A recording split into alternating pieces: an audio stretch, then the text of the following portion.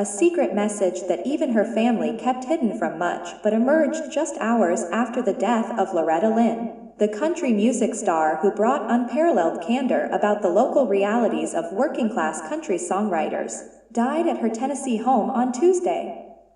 She was 90 years old. Lane has become a prominent figure in pop culture, but she hasn't compromised her sensibility at home. WNXP's Julie Height earns this recognition. Julie Height, byline one of the biggest songs of Loretta Lynn's career, proudly tells of her difficult background. Loretta Lynn sings well. I was born the daughter of a coal miner in a shack on a hill in Butcherhuller. We were poor, but we had love. That's the only thing my dad took care of. He was shoveling coal to make $1 for a poor man. Height Lane never tires of telling the stories of growing up in a remote coal mining community in the Appalachian Mountains of eastern Kentucky. In a 2000 NPR interview, she recalled how her parents, Melvin and Clara Webb, did whatever it took to feed their 8 children, even if it meant a relative accepting the gift of a stolen hen. Lynn, there have been so many times we fall asleep hungry and wake up in the middle of the night, at 3 in the morning. We could smell the chicken cooking.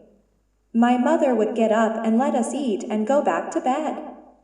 Height Loretta Webb was barely a teenager when she started a family of her own with a 21-year-old ex-soldier, Oliver Lane, better known as Mooney or Doolittle. They wasted no time in having the first 4 of their 6 children and immigrated to Washington State. It was there that her husband heard her bedtime lullabies and prompted her to start performing in public.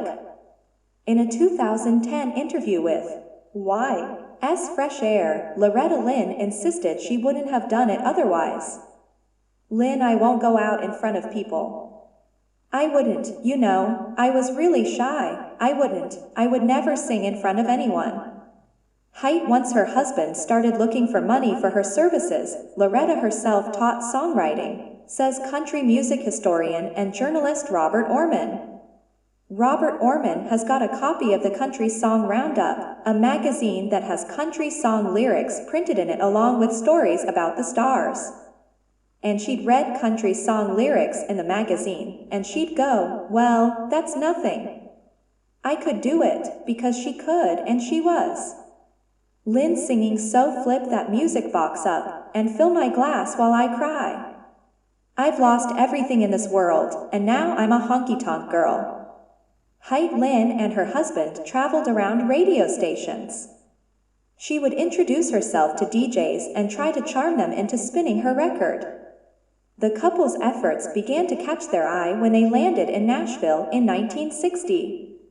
Artists such as Jim Reeves and Patsy Cline, who became Lane's mentor, had great success with the lush and lovable production style known as the Nashville voice.